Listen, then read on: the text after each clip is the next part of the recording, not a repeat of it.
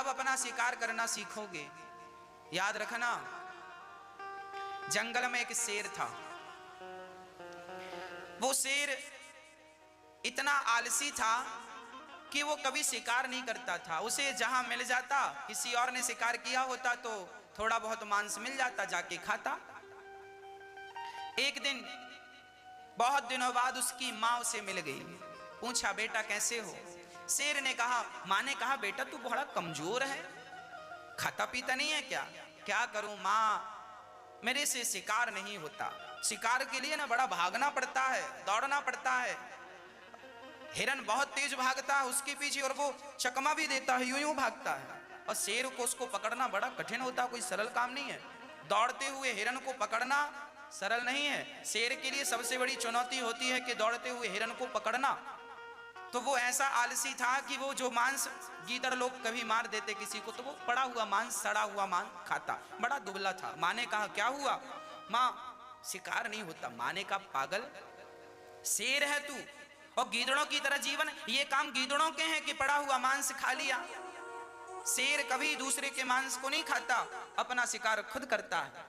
चल, मैं तुझे शिकार करना सिखाती हूँ। माँ, क्या करूं? मैं जाता हूं तो हिरन भाग जाता।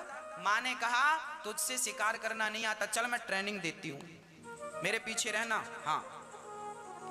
बहुत सारे हिरन चर रहे थे, घास बड़ी बड़ी थी। शेरनी पांवों को मोड़कर धीरे धीरे खिसक रही थी घास में।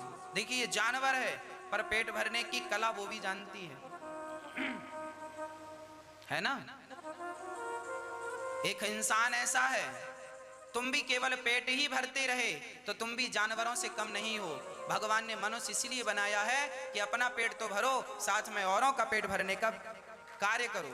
इसलिए भगवान ने तुम्हें अलग बनाया। नहीं, शेरनी भी पेट भरती है। शेरनी दबे पांव जा रही है, धीरे धीरे धीरे झाड़ियों को काटती हुई। शेर बोला, माँ ये घिसट क्यों रही हो? पांव तो है। पागल, पांव है, उपयोग पांव का करेंगे, अभी पांव का उपयोग करने की घिसटना है। घिसट तू भी आ पीछे पीछे। ऐसे घिसट घिसट के जब बिल्कुल पास पहुंच गई हिरन के, तो तुरंत शेरनी ने खड़े होकर जो झपट्टा मारा, गर्दन दबोची, कहा, चल अब ये खा, और अब इसी तरीके से तुझे भी शिकार करना है। देखो, यही स्थिति आज के युवा वर्ग की है। तुम एक्चुअली हो शेर, पर तुम आलसी होने के कारण तुम शिकार करना भूल गए हो। तुम पड़े हुए मांस को खाने के आदी हो गए हो। अर्थात भाई 10,000 की नौकरी मिल जाए, ज्यादा हाथ पांव चलाना नहीं पड़ेगा, एक काम करना है, कुर्सी में जाके बैठे काम करते रहो करते रहो। 10,000 मिल जाएंगे, 20,000 मिल जाएंगे, 25,000 मिल जाएंगे, 50,000 की नौकरी आ गई। 50,000 की नौकरी आ गई, बढ़िया चल रहा है। सिंपल काम, पड़ा हुआ जंगल का मांस गया, खाया, पड़ा रहा। तुम शेर हो। तुम नौकरियों के पीछे घूमना बंद करो और नौकरियां पैदा करो। आपके घर में आपके द्वारा ऐसी फैक्ट्री हो, आपके द्वारा ऐसा काम हो कि 100 लोग, 50 लोग, 200 लोग, 500 लोग आपके घर काम करते हो और आप उन्हें सैलरी देते हो 25,000, 50,000, लाख रुपए के लोग रखो घर में। जब तक सोच बड़ी नहीं करोगे तब तक काम बड़ा नहीं कर पाओगे। काम बड़ा करने के लिए सोच बड़ी करनी पड़ती है। कहो, काम बड़ा करने के लिए क्या बड़ी करनी पड़ती है? सोच को बड़ी करो। आजकल के लोग सोच बड़ी नहीं रखते, बस 10,000 की नौकरी। तुमने सोच, टारगेट ही तुम्हारा 10,000 है तो 12,000 मिलेंगे कहां से? महाराज जी 50,000 की नौकरी मिल जाए, जब टारगेट ही तुम्हारा 50,000 है तो 60,000 मिलेंगे कहां से? तुम 10 लाख का लक्ष्य क्यों नहीं बनाते? हमें 10 लाख रुपए महीने कमाना है, हमें 20 लाख रुपए महीने कमाना है, हमें 1 करोड़ रुपए महीने, 1 करोड़ का लक्ष्य क्यों नहीं बनाते? 10,000 भैया, 10,000 की नौकरी दे दो। तुम्हारा टारगेट छोटा है, लक्ष्य छोटा है। एक आदमी लोटा लेके कुएं के पास गया। एक कुआं, भाई कुएं हमें जरा पानी दे दो। कुआं बोला, ले लो। आदमी ने कहा, ये बताओ तुमसे ज्यादा पानी किसके पास है? बोले, हमसे ज्यादा पानी तालाब के पास है। कुएं ने कहा, कुएं से ज्यादा पानी कहाँ है? तालाब में। तालाब बोला, हाँ हाँ पानी ले लो। तालाब भैया हमें लोटा भर पानी दे दो। तालाब बोला ले लो। अच्छा ये बताओ आपसे ज्यादा पानी किसके पास है? तालाब बोला मेरे से ज्यादा पानी नदी के पास है। अब वो तालाब छोड़ के नदी पास गया। नदी नदी बहन वो पानी चाहिए तो ले लो। अच्छा तुमसे ज्यादा पानी किसके पास है? समुद्र के पास। अच्छा फिर तुम्हारा नहीं लेते, समुद्र के पास जाते। समुद्र भैया हमें पानी दे दो। ले लो। अच्छा ये बताओ तुमसे ज्यादा पानी किसके पास है? समुद्र बोला हमसे ज्यादा पानी किसी के पास नहीं, हमारी पास है, तुम सही जगह आए हो, ले लो। ये बताओ तुम्हारा बर्तन कितना बड़ा है, कितना पानी चाहिए? लोटा भर। समुद्र ने कहा पागल, लोटा भर पानी तो कुआं भी भर देता, तुम्हें व्यर्थ में समुद्र तक पहुंचे हो। अरे समुद्र तक आए तो पात्र बड़ा करना चाहिए था। छोटा सा बर्तन तो कुआं ही भर देता, छोटा सा बर्तन तो तालाब ही भर देता, छोटा सा बर्तन तो नदी ही भर देती। पात्र बड़ा हो तो मेरे पास आओ, क्योंकि मेरे पास पानी अथाह है देने के लिए। तुम लेने वालों के पास गुंजाइश कितनी है? इसलिए कहता हूं अपना पात्र, अपनी सोच बड़ी करो। जितनी बड़ी सोच होगी उतना भर पाओगे, उतना ले पाओगे। संसार में कमी किसी चीज की नहीं है। तुम्हारे पास बर्तन छोटा, 10,000 की नौकरी चाहिए, बर्तन छोटा 10,000 चाहिए बस। तुम्हारा बर्तन छोटा, पात्र छोटा, बुद्धि छोटी है। आपने से बढ़ाया नहीं, खा के पड़े रहे। शरीर तो बड़ा हो गया, बुद्धि छोटी सी रह गई। शरीर हाथी हो गया और बुद्धि छोटी रह गई। इसलिए आदमी रोता है, महाराज जी काम धाम नहीं है। सब काम धाम है, कोई कमी नहीं है काम करने वालों की, सब कर रहे हैं। अकर्मण्य हो तुम, आलसी हो, इसलिए रो रहे हो। आपके अंदर अकर्मण्यता भरी है। कह दो अपने बच्चों को आलस्य त्याग दें, प्रमाद त्याग दें और अपना लक्ष्य निर्धारित करके आगे बढ़ें। अब आप कहेंगे महाराज जी व्यापार करने के लिए पैसा तो चाहिए। अरे भाई बिना पैसों के भी व्यापार हो सकता है, बिना पैसों के भी कारोबार खड़ा हो सकता है। जरूरी नहीं है कि बहुत बड़ा आदमी बहुत बड़े पैसे से अपना काम शुरू करे, छोटे से पैसे से काम शुरू हो सकता है। नीति और नियत अच्छी होनी चाहिए। मैंने बहुत पहले आपको एक दृष्टांत सुनाया था।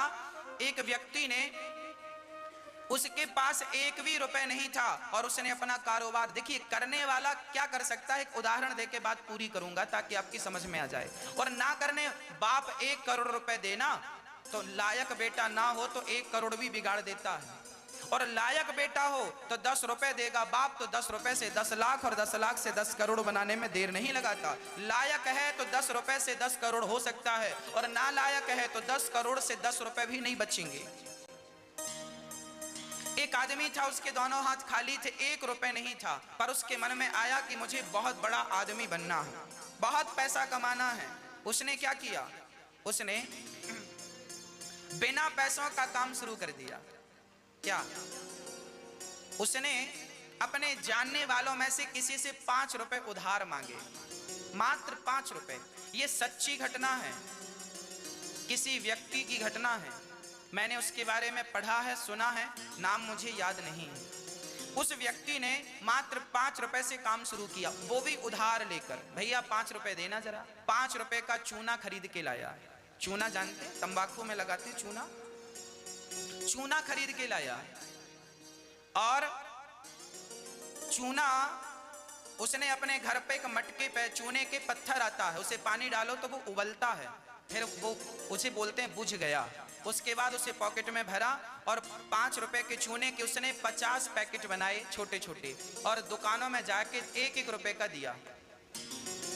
1-1 रुपए का दिया तो 50 रुपए आई। 50 में 5 रुपए पड़ोसी के वापस किए, 45 रुपए का चूना खरीदा और 45 रुपए के पाउच बनाए। उसने 250 से 250 रुपए आए। उसने फिर बढ़ाया, इतना बढ़ाया कि बाद में वो चूने का बहुत बड़ा व्यापारी बना। टीवी में उसका ऐड सुना होगा आपने, पहले DD 1 में आता था, चूना चूना चूना चूना आता था। DD 1 में ऐड आता था उसका, देखा आपने? जब पहले रामायण आती थी, महाभारत आता, उसमें ऐड आता था। मैया याद है? पहले लोग घर में चूना पोतते थे, वो पैंट में, नीला पैंट मिला के उसमें चूने में, और दीवारों में पोतते थे, ऐड आता था चूना चूना। वो आदमी फ्री से, 1 रुपए नहीं था, वहां से उसने काम स्टार्ट किया और वो इतना बड़ा ब्रांड बनाया अपने आप को, इतना बड़ा ब्रांड बना कि लोग देखते रह गए, बहुत पैसे वाला हो गया। हमने ये बात केवल इसलिए कही आपको कि आप ये ना सोचा करें कि महाराज जी पैसे नहीं है। अरे पैसा नहीं है तो क्या हुआ, दिमाग तो है, बुद्धि तो है, पैसे से बड़ी बुद्धि होती है। इसलिए इस बुद्धि का सदुपयोग करोगे तो आप अपना भी पेट भरोगे, औरों का भी पेट भर पाओगे, और दुरुपयोग करोगे तो ना खुद का पेट भर पाओगे ना दूसरों का पेट भरने की तो सोचो ही मती। इसलिए आपकी खोपड़ी है, ईश्वर ने सबको बुद्धि दे रखी है, अब आप उसका प्रयोग कितना करते हैं। हमारी गाड़ी में 200 तक की स्पीड है, हम 200 की रफ्तार में उसे भगा सकते हैं, पर आप कितने अच्छे ड्राइवर हैं, कितने अच्छे पायलट हैं, आप कितनी सावधानी से कितनी अच्छी गाड़ी चलाते हैं। स्पीड तो 200 तक की है, पर आदमी 100 में ही सिमट जाता है, 100 तक चलाता है, बाकी की 100 पड़ी रहती है। हम ये नहीं कहते कि आप गाड़ी तेज चलाइए, हम तो आपको समझाने के लिए ये बात कह रहे हैं कि आपकी खोपड़ी में आपकी बुद्धि भगवान ने इतनी बड़ी बनाई है कि उसका उपयोग कर दें आप। पूरी जिंदगी में आदमी अपनी बुद्धि का 3% भी उपयोग नहीं कर पाता 100% में से। जो व्यक्ति 10% उपयोग कर लेता है वो विवेकानंद बन जाता है। स्वामी विवेकानंद जी ने, रामकृष्ण परमहंस जी ने, इन महापुरुषों ने, मीराबाई ने, चैतन्य महाप्रभु जी ने, इन लोगों ने अपनी बुद्धि का उपयोग किया। हम लोग नहीं कर पाते। आपके पास फालतू पड़ी है बुद्धि, कह दो अपने बच्चों से बेटा बुद्धि का उपयोग किया करो। केवल रोने से काम नहीं बनेगा, गिड़गिड़ाने से काम नहीं बनेगा, रोना धोना बंद करो और अपने लक्ष्य की ओर चल पड़ो। स्वामी विवेकानंद जी कहा करते हैं उठो और तब तक चलो जब तक आपको आपके लक्ष्य की प्राप्ति ना हो जाए। ये स्वामी विवेकानंद जी का वाक्य है। उठो धरा के अमर सपूतो, पुनः नया निर्माण करो। बेरोजगारी कल मिट जाए, गरीबी कल मिट जाए, पर मिटाने वाला युवा तो जागे। अभी भारत का युवा सो रहा है, जवान बच्चे सो रहे, खाया पिया, मोबाइल देखा, व्हाट्सएप देखा, नींद आ गई, थक गए बेचारे, उंगलियां चला चला के मोबाइल व्हाट्सएप, सो रहे। इनसे क्या होगा?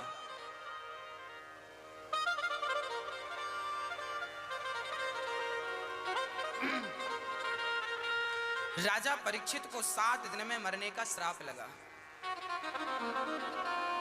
राजा परीक्षित ने गुरुदेव भगवान से कहा, हे प्रभु मैं क्या करूं? तब उन्होंने कहा,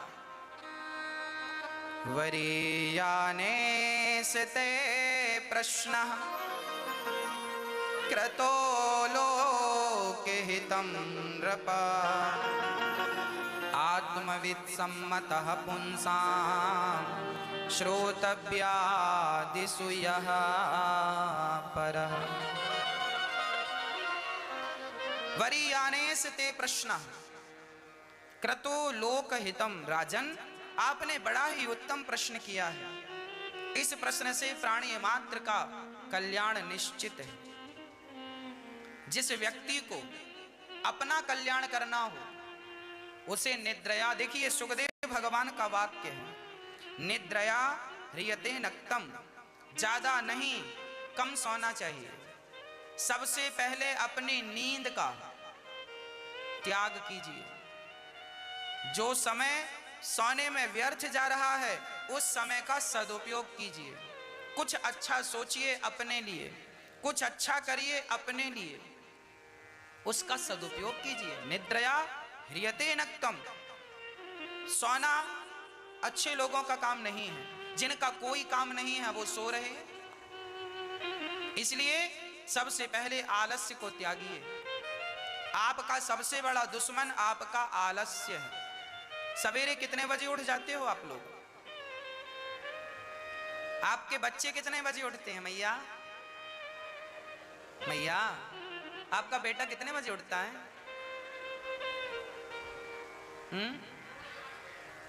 8 बजे, 9 बजे? तो आप कैसे माता पिता हैं 8 बजे तक सोने देते हैं? अरे बच्चों को डांटो,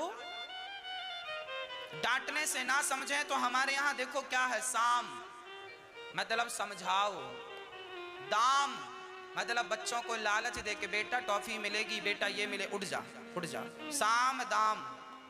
दंड नहीं उठता 2 थप्पड़ मारो, ले बधाई, तुम्हारा बेटा हाथी हो गया है, घोड़ा हो गया इतना बड़ा, 15 साल का, 18 साल का, 20 साल, अभी सो रहा हो, तुम कहां हो?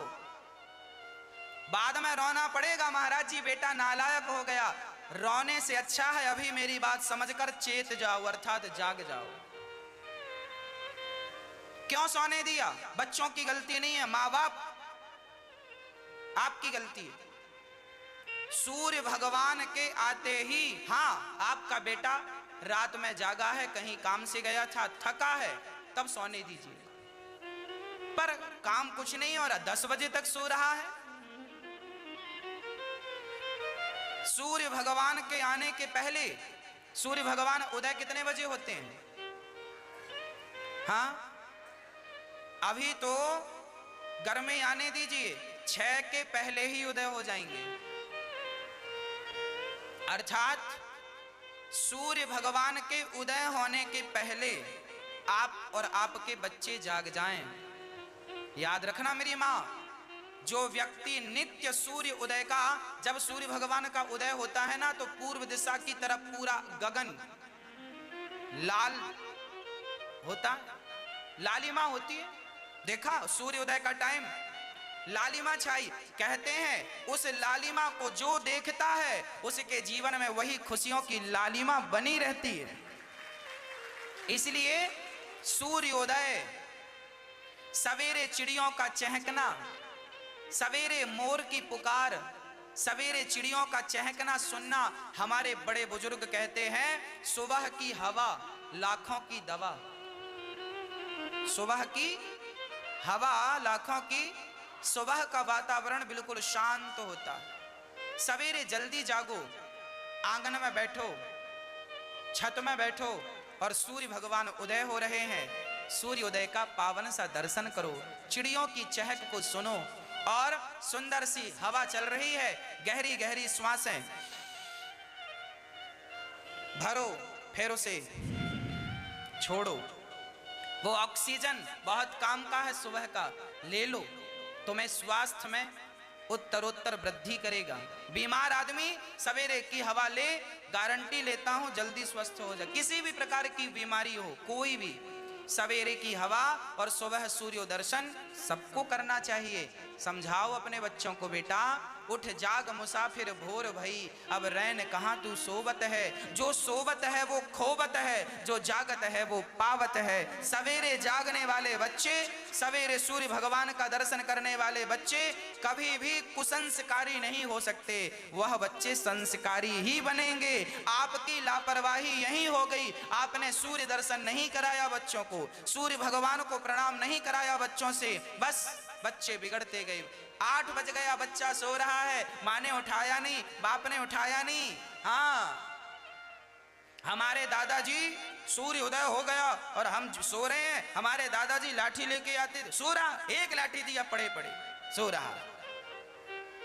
ये समय सोने, रात भर क्या कर रहा था? ये समय सोने का है।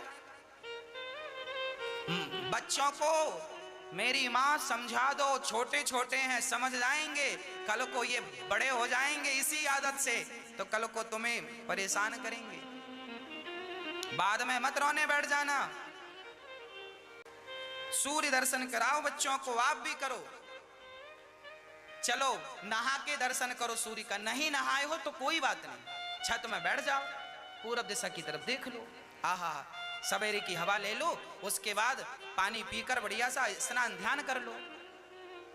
फिर स्नान करके सूर्य भगवान को 1 लोटा जल चढ़ा दो, 1 लोटा जल चढ़ाओ बच्चों को, सूर्य भगवान को। परिक्रमा लगाओ, खड़े होके 7 प्रदक्षिणा सूर्य भगवान की कर लो, और उसके बाद अपने घर के ठाकुर जी का दर्शन करो। माँ बाप सवेरे राम जी क्या करते थे? प्रातः काल उठ के रघुनाथा, मेरे संग बोलो, बोलो, प्रातः काल उठ के रघुनाथा, मात पिता गुरु नावहीं माथा। इसका अर्थ क्या हुआ? राम जी सवेरे उठ जाते थे और माता पिता और गुरु के चरणों में पहले प्रणाम कर। ये संस्कार है हमारे भारत का। सिखाओ ये चीजें, नहीं कल आपके पास आंसू भी खत्म हो जाएंगे, बहाने को सूख जाएंगे।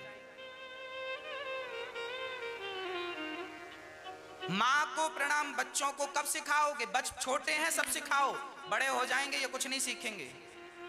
अभी से संस्कार डाल दोगे तो कल को काम आएंगे। मां को प्रणाम करो, पिता को प्रणाम करो, भगवान को प्रणाम करो, फिर सवेरे से पढ़ने बैठ जाओ, तैयार हो जाओ, स्कूल का टाइम है, स्कूल जाओ, पढ़ो। ये नित्य क्रिया है, करना चाहिए। निद्रया ह्रियते नक्तम व्यवायेन च वावया। आज का व्यक्ति दिन भर हाय हाय करता हुआ घूमता, ये मेरा, ये मेरा। सुखदेव भगवान कहते हैं, राजन, तस्मात् भारत सर्वात्मा भगवान ईश्वरो हरि, श्रोतव्यः कीर्तितव्यश्च स्मर्तव्यश्चेच्छता भयम्। हाँ,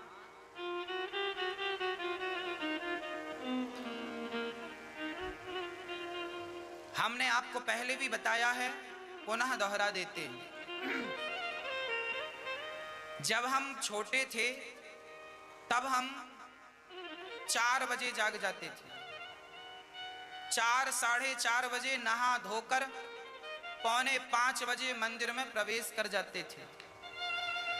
मंदिर में भगवान को स्नान कराना, पूजा कराना, पुष्प चढ़ाना, उनके श्रृंगार करना, ये सब करने के बाद मेरा नियम था सुंदर कांड का पाठ करना। काहे का पाठ? जामवंत के वचन सुहाए, सुनी हनुमंत हृदय अति भाई। ये हम कब करते? उस समय हमारी उम्र थी 12 वर्ष के लगभग। 12 साल की उम्र से हमने निरंतर सुंदरकांड का पाठ किया। उस समय हमारे अंदर कोई चाहत नहीं थी, भगवान से मांगना चाहिए ये भी कुछ नहीं आता था, बाल बुद्धि थी। बस सुंदरकांड का पाठ करते थे। लिख के रखना मेरी माँ, जो व्यक्ति नित्य सुंदरकांड का पाठ करेगा उसके जीवन में सब कुछ सुंदर ही सुंदर होगा। जीवन में किसी चीज की कमी आ ही नहीं सकती। ये मेरा अनुभव है, मैंने करके देखा है। रोज हनुमान चालीसा और सुंदरकांड हम करते, बिना इसको किए। अच्छा, सवेरे 6 बजे तक हमारी पूजा पाठ, सुंदरकांड का पाठ, सुंदरकांड का पाठ करने में आधा घंटा लगता है। स्पीड बनेगी तो 20 मिनट में हो जाएगा, हमें तो 15 मिनट में हो जाता था। याद हो गया था, पूरा 60 दोहे रट गए थे, शुरू से आखिरी तक कंठस्थ हो गया। रामचरितमानस की विशेषता यही है, आप 4 बार पढ़ लेंगे तो आपको सरल लगेगा और जल्दी से याद। दुनिया में सारे ग्रंथों में एक रामचरितमानस ही ऐसा ग्रंथ है जो सबसे जल्दी याद होता है। आप पढ़ करके देख लीजिए, ये परमात्मा की कृपा है सबके लिए, आपके लिए भी, मेरे लिए। जो पढ़ेगा जल्दी याद होगा। आपके बच्चे यदि श्रद्धा से सुंदरकांड का पाठ करें तो उनके जीवन में सब सुंदर ही सुंदर। पर अब आलस्य त्यागें तो ये काम बने। इसलिए कहता हूं, अपनी नींद के समय से आधा घंटा काटो। आपको यहां वहां समय खिसकाने की जरूरत नहीं है, नहीं तो आपका शेड्यूल बिगड़ जाएगा। आप नींद से काटो। 6 बजे तक सोते हो, 5 बजे जाग जाओ। 5 बजे तक सोते हो, 4 बजे जाग जाओ। 4 बजे जाग जाएंगे तो सब कुछ हो जाएगा। चलो 5 बजे जाग जाओ तो भी सब हो जाएगा। हम सब कुछ करके, घड़ी 6 का इशारा कर रही है, ये सब करके हम जब मंदिर से बाहर आते थे तब हमारे गांव के लोग जागते थे। मंदिर में बड़ा सा घंटा था, हम रोज उसे बजाते थे जोर जोर से कि जागो उठ जाग मुसाफिर भोर भई उठ, उठो। गांव के लोगों को घंटा बजा बजा के उठाते थे, उठो उठो। ये समय सोने का है क्या? पहले आप जागो, जब आप जाग जाओगे तो औरों को जगाने का काम परमात्मा आपको दे देगा। तुम जाग गए हो, औरों को जगाओ। आलस्य आपका समझा देना अपने बच्चों को, बेटा तुम्हारा सबसे बड़ा दुश्मन कोई है तो तुम्हारा आलस्य है। सुंदरकांड लोगों को करना चाहिए, सबको करना चाहिए। सुंदरकांड का पाठ करने से पता है कौन प्रसन्न होता है? बताओ कौन प्रसन्न होता है? कौन? हनुमान जी प्रसन्न नहीं होते। सुंदरकांड सुनने से हनुमान जी प्रसन्न नहीं होते। सुंदरकांड में तो हनुमान जी की कथा है, कैसे लंका गए, कैसे लंका जलाई, कैसे सिया का दुख हरा। सुंदरकांड ही ऐसा कांड है जिसमें माता सीता का दुख खत्म हुआ था।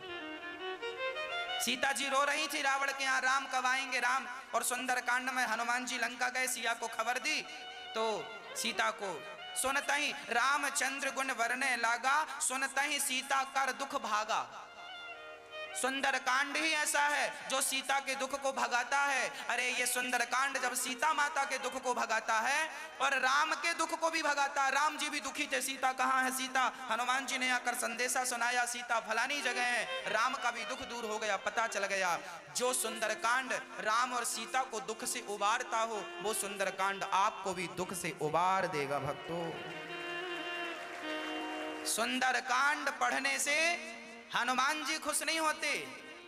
हनुमान जी तो बेटा है किनके? राम के।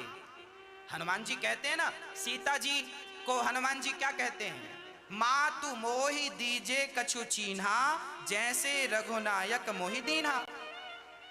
अजर, अब सुनना, अजर अमर गुण निधि सुत होहूं, करहूं बहुत रघुनायक छोहूं।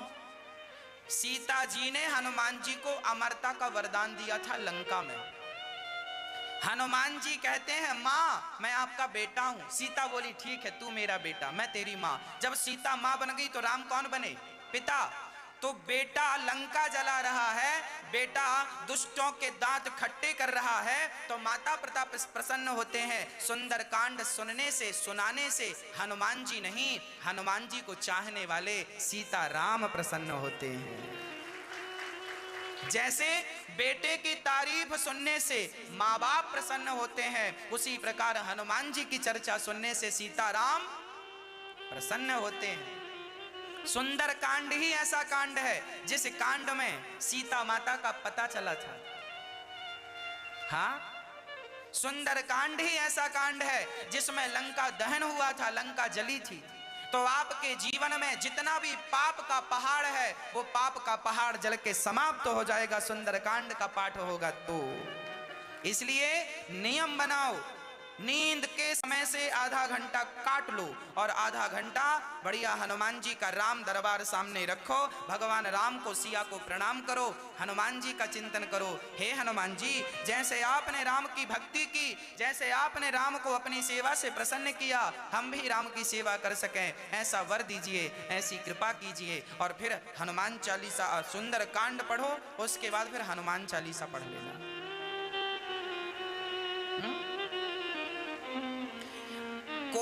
अब कोई कहता है, एक मैया बोली महाराज जी स्त्रियां पढ़ सकती हैं। हाँ, स्त्री पुरुष से क्या फर्क पड़ता? सुंदरकांड स्त्रियां भी पढ़ सकती हैं, पुरुष भी पढ़ सकते हैं। हनुमान चालीसा स्त्रियां भी पढ़ सकती हैं, पुरुष भी।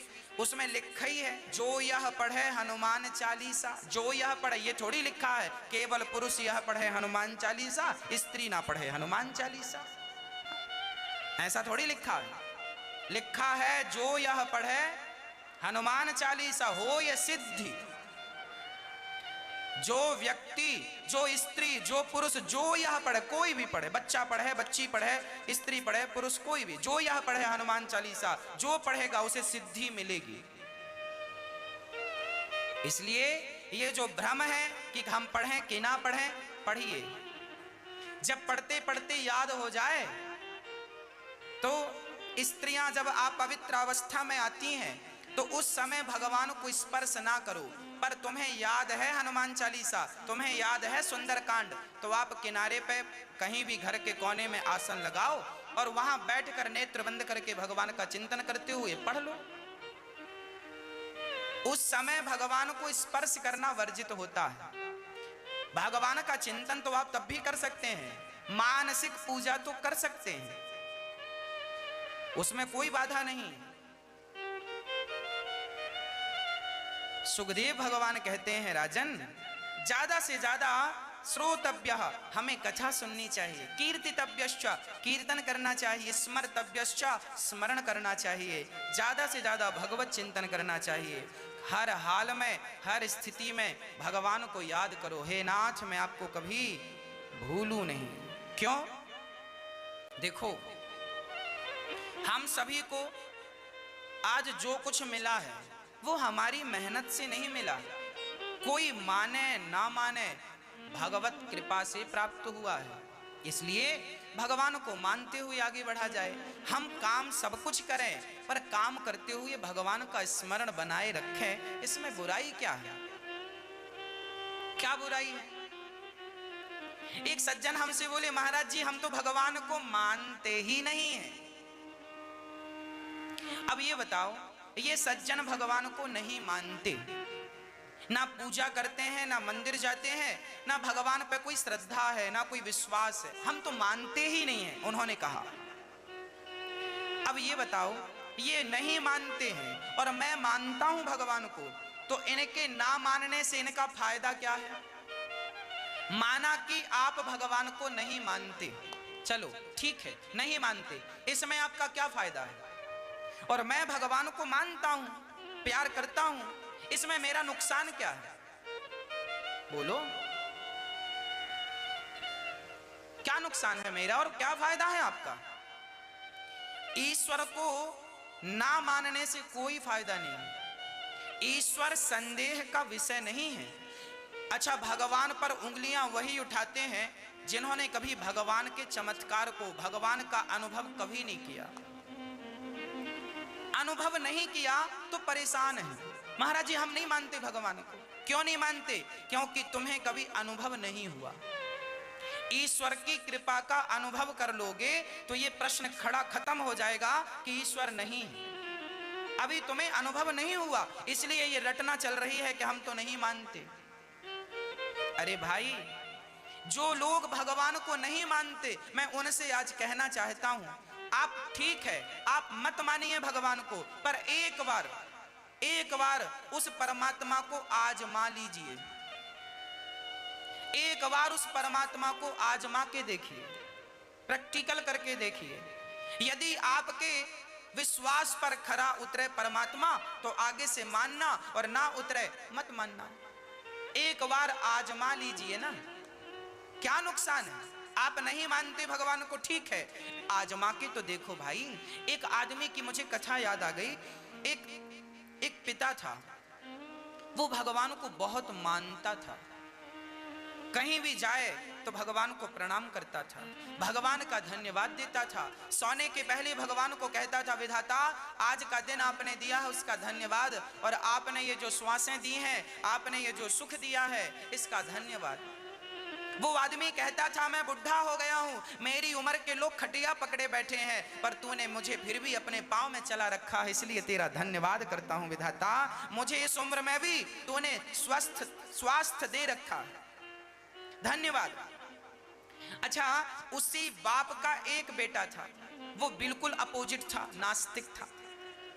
वो कहता था भगवान नहीं है, वो कहता था मैं भगवान को मानता नहीं। पिता बार बार समझाएं, बेटा ये भगवान है, इन्हें मान लो। अच्छा, उसकी एक मेडिकल की दुकान थी, दवाइयों की दुकान। उस दवाइयों की दुकान में भगवान श्री कृष्ण का एक बढ़िया सा चित्र लगा था, क्योंकि बूढ़ा व्यक्ति भगवान कृष्ण को मानता था। और उसका एक जवान बेटा, उसकी बिल्कुल श्रद्धा नहीं थी, वो कभी भगवान को प्रणाम नहीं करता। उसकी दुकान में भगवान का चित्र लगा जरूर था, पर उसके बेटे ने एक भी बार प्रणाम नहीं किया। एक दिन क्या हुआ, बूढ़ा बाप, वो व्यक्ति सिधार गया, चला गया। अब बेटा दुकान संभालता, परिवार संभालता, वो तस्वीर कृष्ण जी की लगी रही। उस पर ना कभी हाथ मारता, ना कभी कपड़े से साफ करता। धीरे धीरे धूल जमती गई और भगवान श्री कृष्ण अब तो बिल्कुल दिखना ही बंद हो गए। इतनी धूल अब साफ ही ना करे। पर उसके पिता की थी, इसलिए उसने हटाया भी नहीं कि चलो पिता श्रद्धा रखते थे, कोई बात नहीं। तो तस्वीर लगी रही, उसने हटाया भी नहीं और देखा भी नहीं उस तरफ। धूल जम गई, हल्की सी आंखें दिख रही थी भगवान की, थोड़ा थोड़ा। एक दिन बारिश का समय था, रात के 8:30 बज रहे थे। सारी दुकानें बंद हो गईं। इसने भी मन बनाया कि दुकान बंद करूं, परंतु उसी समय इसके दोस्त आ गए। कहा चलो दुकान बंद करने का समय है। उसने दुकान की आधी शटर गिराई और दोस्तों के साथ बैठ गया ताश खेलने के लिए। दुकान पर ही उसके दोस्तों के संग ताश खेल रहा था। अचानक उसकी दुकान पर एक छोटा सा बालक आया। उस बच्चे की माँ बहुत बीमार थी, वो बहुत गरीब था, माँ बीमार थी। डॉक्टर के पास गया, डॉक्टर साहब माँ को देखो, क्या हुआ? डॉक्टर ने कहा सीरियस है तुम्हारी माँ, पर ये दवाई मिल जाएगी तो जल्दी से इलाज इसका हो जाएगा, ये दवाई पिला दो, 2 ढक्कन पिला देना। ये कह के डॉक्टर चले गए। पर्चे में दवाई लिखी है। अब वो बालक बहुत छोटा 7-8 साल का ही रहा होगा। अब वो सारे मार्केट में ढूंढा पर सारी दुकानें बंद हो चुकी थी, पर जुआ खेल रहा था ये शटर गिरा के, तो आधी शटर गिरी, आधी कुछ प्रकाश था। दौड़ा दौड़ा गया, भैया भैया भैया हमारी माँ बीमार हो गई है, ये दवाई दे दो। उसने पर्ची पकड़ी, देखा पास में ही दवाई रखी थी, उसने उठाया, हल्की सी शटर ऊपर की और दवाई बच्चे को दे दी। उसका ध्यान जुआ की तरफ था। अच्छा, जब वो दवाई पर्ची पढ़ा तब तक लाइट थी, और जब वो दवाई उठा के दिया उस टाइम लाइट चली गई। तो उसने जो दवाई नहीं देनी थी उसी दवाई के बाजू में वो दवाई भी रखी थी, और वो दवाई चूहा मारने की थी। चूहा मारने की दवाई उसी दवाई के बाजू में रखी थी जो दवाई उस बच्चे को चाहिए। चूंकि लाइट गोल हो जाने के कारण, और उसकी गलती ये थी कि उस दवाई को उसने उसी दवाई के साथ रख दिया, और वो चूहे मारने की दवाई बच्चे को दे दिया। अब जैसी थोड़ी देर बाद लाइट आई, उसको याद आया कि अभी फलाने ग्राहक ने मुझे दवाई दी थी, तो मैंने वो दवाई चूहे की यहाँ रखी थी और ये वही दवाई लेके बच्चा गया। अब वो बहुत यहाँ वहाँ ढूंढा, बच्चा कहाँ गया। वो बहुत दुखी हो गया, हे भगवान आज ये दवाई उसकी माँ बीमार थी और चूहे की और खा लेगी, मर जाएगी, मुझे हत्या लगेगी। बहुत खोजा पर बच्चा किस गली से आया, कहाँ गया, कोई पता नहीं। जब वो हैरान, अपने दोस्तों को कहा जाओ तुम्हारे जुआ के कारण हमारा काम बिगड़ गया, एक माँ की जिंदगी समाप्त तो हो जाएगी। सब दोस्तों को भगाया और दुकान में बैठा, उदास माथा पकड़ के बैठा था। तभी उसकी नजर भगवान श्री कृष्ण के चित्र पर गई और उसे अपने बूढ़े बाप की एक बात याद आ गई। बाप ने कहा था, बेटा तुम भगवान को नहीं मानते हो ना, एक बार इन्हें आजमा करके देख लेना, एक बार मौका देना, आजमा कर देख लेना। उसने आज पहली बार जब वो हताश हो गया, उसने कपड़ा उठाया, भगवान की तस्वीर को साफ किया और चरण छू कर कहा, हे भगवान वैसे तो मैं आपको मानता नहीं हूं, पर आज मैं आपसे प्रार्थना करता हूं, यदि आप हो तो अपने होने का प्रमाण दो। यदि आज उस बच्चे की मां बच गई तो मैं मान लूंगा कि आप हो, और यदि मर गई तो मैं तो आपको मानता ही नहीं था और आगे से देखूंगा भी नहीं। अभी वो हाथ जोड़े आंसू बहा ही रहा था, भगवान से प्रार्थना कर ही रहा था कि तभी वो नन्हा सा बालक फिर उसकी दुकान में आ गया। भैया भैया वो दवाई दे दो हमें जो आपने दी। अब ये पलट कर देखा, वही बच्चा, अरे बेटा वो दवाई जो तुम्हें दी थी वो क्या हुआ? अरे वो पानी गिर रहा था, मैं गया आंगन में, पांव फिसल गया और मैं गिरा तो दवाई की वो शीशी फूट गई और पूरी दवाई बिखर गई। मैं फिर लौटकर आपकी दुकान में आ गया। दुकान में आया उस आदमी ने उस बच्चे को गले लगाकर उसके माथे को चूमकर भगवान का धन्यवाद दिया, दवाई उठाई, शटर बंद की और स्वयं उसकी माँ के पास गया, उसकी माँ को दवाई दी, जरूरत पड़ी तो उसको हॉस्पिटल में भर्ती कराया, किसी भी प्रकार से उसकी माँ की जान उसने बचाई। और दूसरे दिन से तो उसने भगवान को प्रणाम किया, धन्यवाद प्रभु, मैं नहीं मानता था कि आप हैं, पर आज से अब मैं सदा सदा के लिए आपका हो गया प्रभु, अब मैं आपका हूं।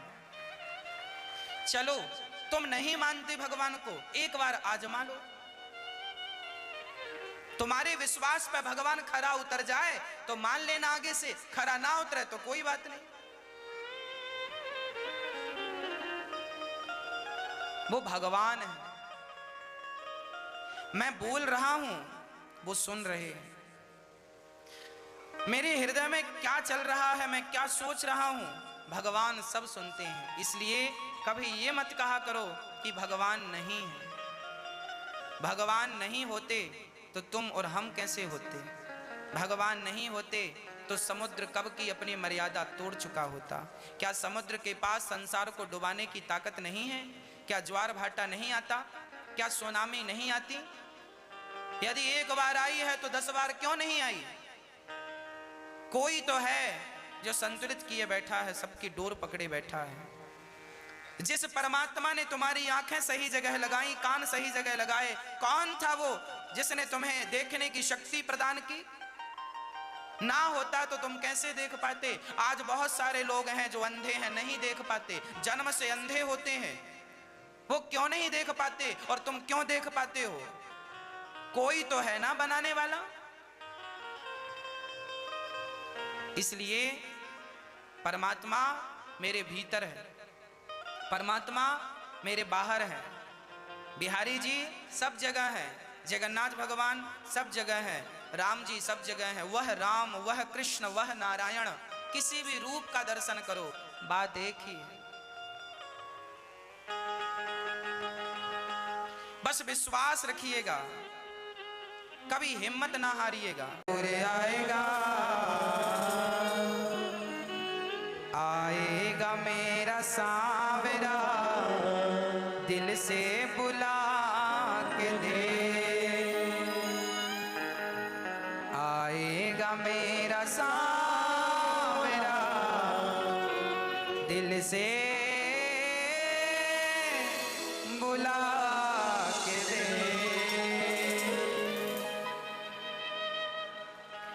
भगवान आज भी आने को तैयार हैं। कोई पुकारे तो सही, कोई प्यार से बुलाए तो सही।